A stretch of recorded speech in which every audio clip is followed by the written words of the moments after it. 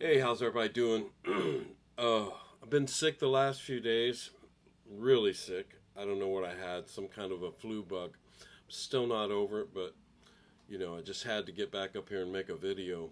Um, so I was messing around playing over a 1, 6, 2, 5 changes because a lot of times that's a turnaround when you're playing a blues. I'm going to play this track that I'm going to use. I'm going to play along, and we're going to be in the key of A, so we're going to be playing an A7 to an F sharp 7th, to a B minor, to an E 7th, or a 9th, whatever you want to play there. That's the 5, so it's a 1, 6, 2, 5. Again, that's a commonly used turnaround in playing blues and jazz. So I'm going to play it so you'll feel the tempo. By the way, somebody made a comment I talk too much. I just try to explain stuff and tell stories. I guess if you don't like that, I don't know, move on. I don't know. I'm just me. But anyway, so here's the feel and the changes that we're going to be playing this licks over.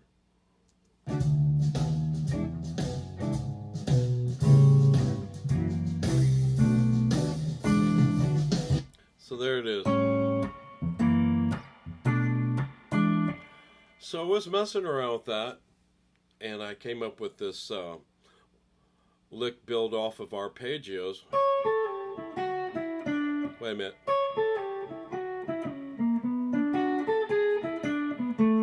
Came up with that lick, and I thought, that sounds pretty hip,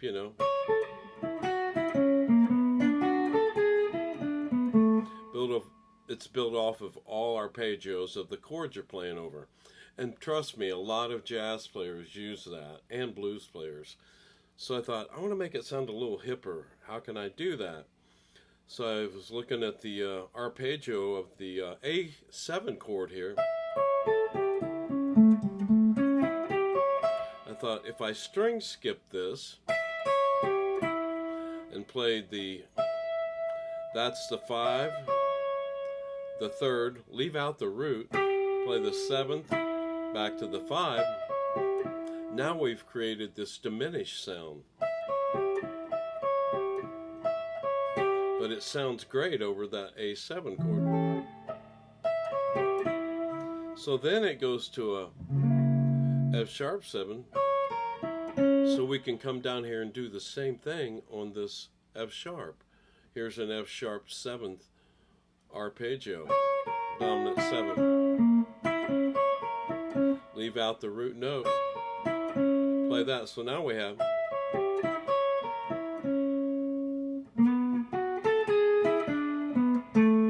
we could play that now.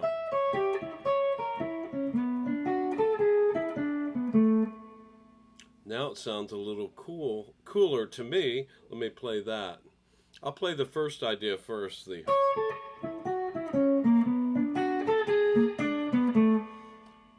Okay, let me play that.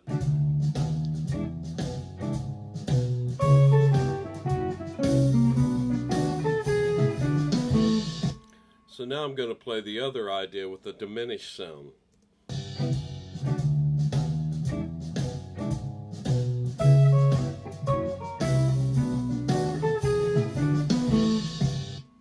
Okay, one more time with the diminished sound.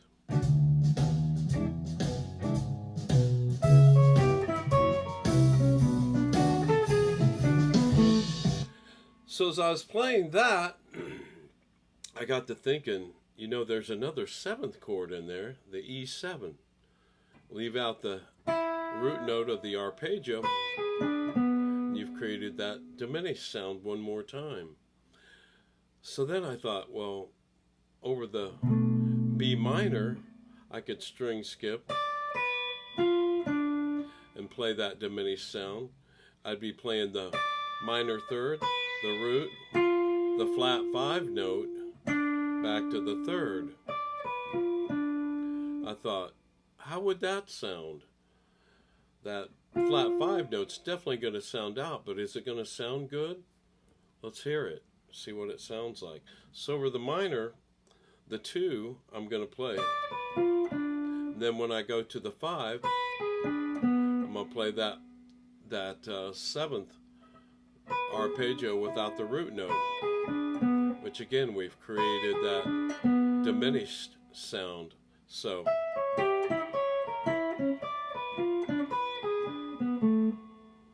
listen to how that sounds.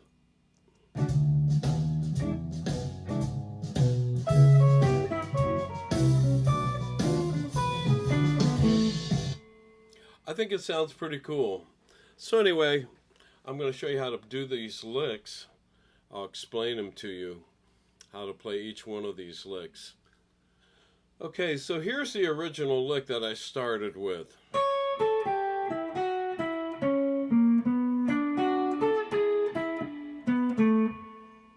So you start here, we're just playing an arpeggio of the A7th chord here. Starting here on the 9th fret with your 2nd finger on the high E string, 10th fret 2nd finger on the B string, 1st finger on the 8th fret of the B string, 2nd finger on the 9th fret of the G string, down to the 7th fret of the B string with your 2nd finger, 9th fret of the G string with your 3rd finger, down to the 6th fret of the G string 1st finger, to the 8th fret of the D string with your 2nd finger. So we have 3rd finger on the 9th fret of the D string. By the way, that's an arpeggio of the F sharp 7.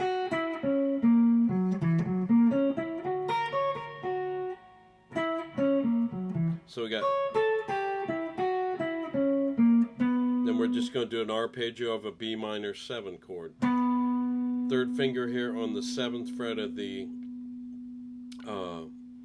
D. 1st finger on the, that's the 9th fret, 9th fret on the D with your 3rd finger. 7th fret of the G, 1st finger, roll it down, 7th fret of the B string. 4th finger to the 10th fret of the B string. So now we have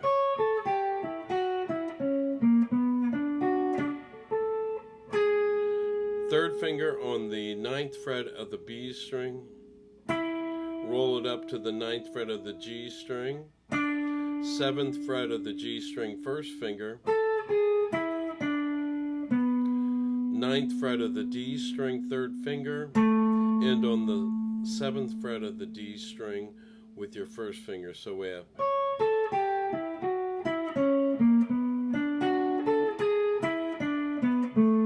so let me play that with the track.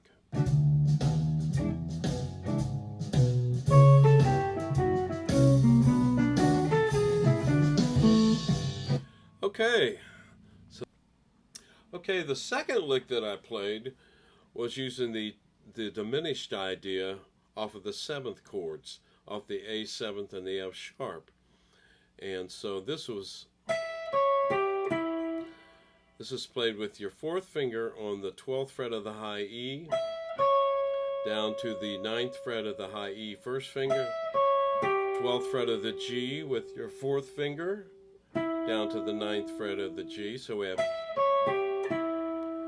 then we go down, start on the 9th fret of the E string with our 4th finger, down to the 6th fret of the high E with our 1st finger, 9th fret of the G string with your 4th finger, down to the 6th fret.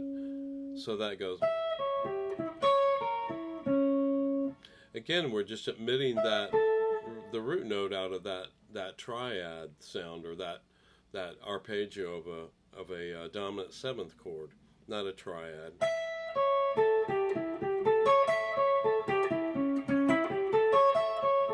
So that comes out of that shape up there.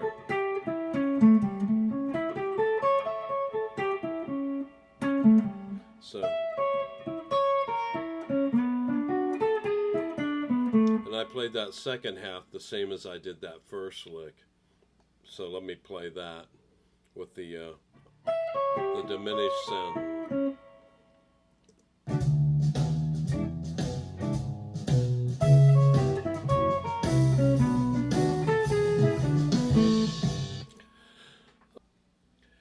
Okay, so I'm going to show you how to play that third lick that I had done. And this is going to be the one that's being playing all the diminished sounds over all four chords, over the A 7th, F sharp 7th, B minor 7th, to the E 7. So we're going to start here on the 12th fret of the high E string with our 4th finger, down to the 9th fret, 1st finger, 12th fret of the G string with your 4th finger, to the 9th fret of the G string, 1st finger. So it's your string skipping here, and also we're phrasing all these with swing eighth notes. If you're not familiar with string skipping, just work on maybe just that much of this lick, because this whole lick is string skipping in it. So, and it's all the same shape. So that's the first part over the A chord. And you're playing notes that are right in that A 7th chord. You're playing the 5, the 3rd, the 7th, and then another 5. Then when it goes to the F sharp, you come down here to the 9th fret, 1st finger, down to the 6th fret. That's 4th and 1st finger on the high E string, 9 to 6, G string 9 to 6, 4th and 1st finger. Playing the 5, the 3rd, the 7th, and the 5 again over the F sharp 7 chord. Then over the B minor chord, we come up here and play the same diminished shape.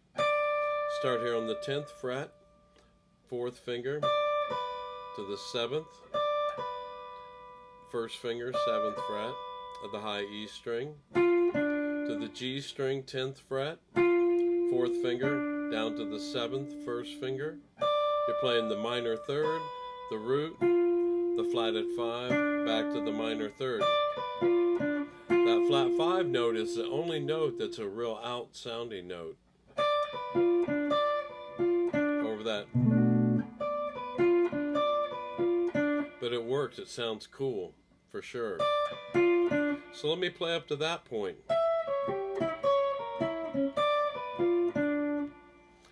Then we come down to the E7 chord and we play this same diminished pattern. Starting here on the 7th fret of the high E string, down to the 4th fret with your 1st finger, 7th fret on the G string, 4th finger, down to the 4th fret, 1st finger on the G string. Then you land here on the 7th fret of the D string with your 4th finger. So we have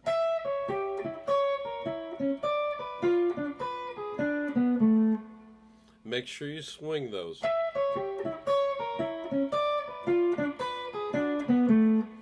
So let me play that with the track.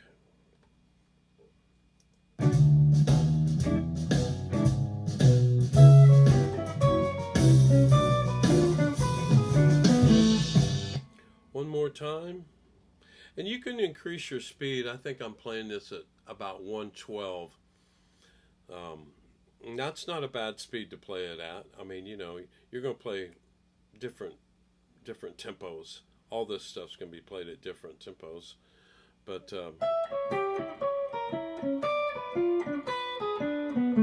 if you've never done string skipping, that's something you'll have to work on, I'm sure. So let me play this like one more time.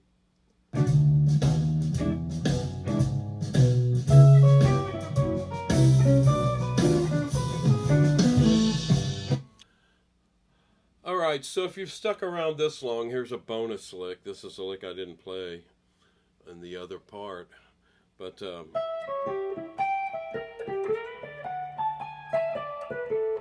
here's another lick that I came up with off of the diminish idea.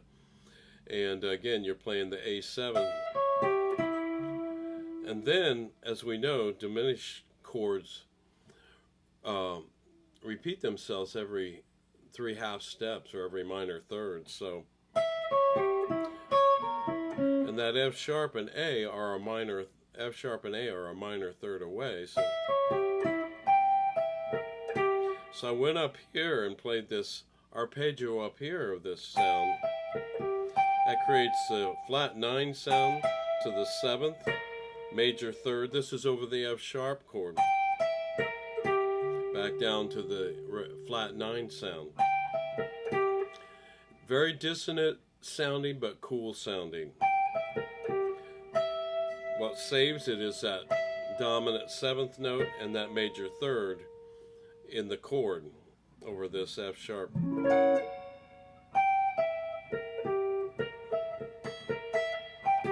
But I like that flat 9 sound. And then I just did an arpeggio of the B minor here. So let me give you the fingering and the frets here of the whole lick, and then I'll play it over the track.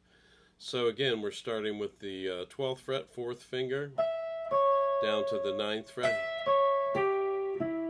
12th fret of the G string, down to the 9th fret, 4th and 1st finger.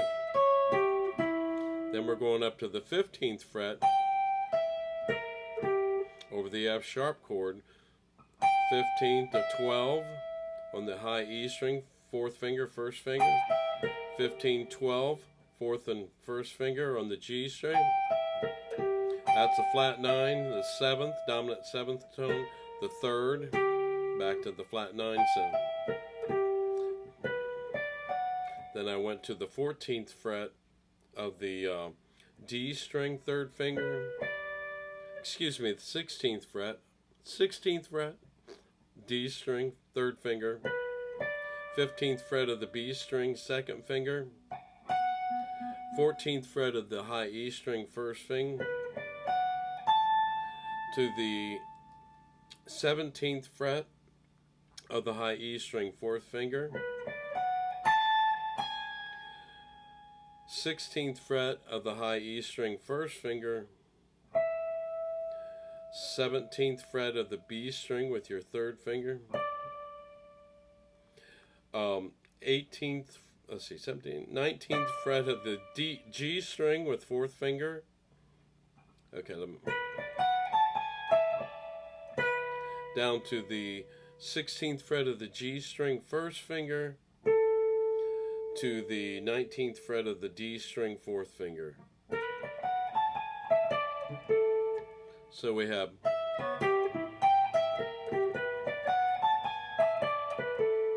let me play that with the track.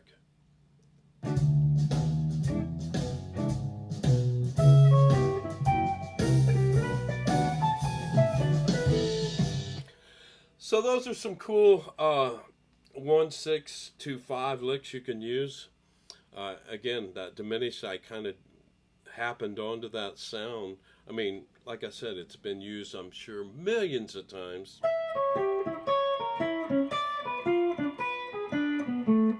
But it's something you can, put into your repertoire and use it over a 7th chord, especially if,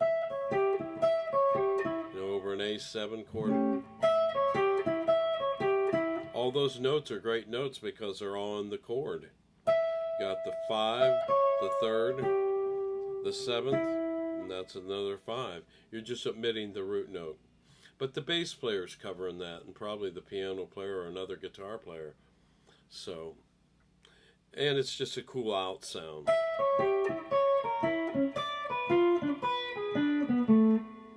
Alright, well listen, if you like what I'm doing here in my channel, hit the subscribe button, hit the like button, and hit the bell. Listen, y'all have a great day, and God is good, and hope to see you real soon.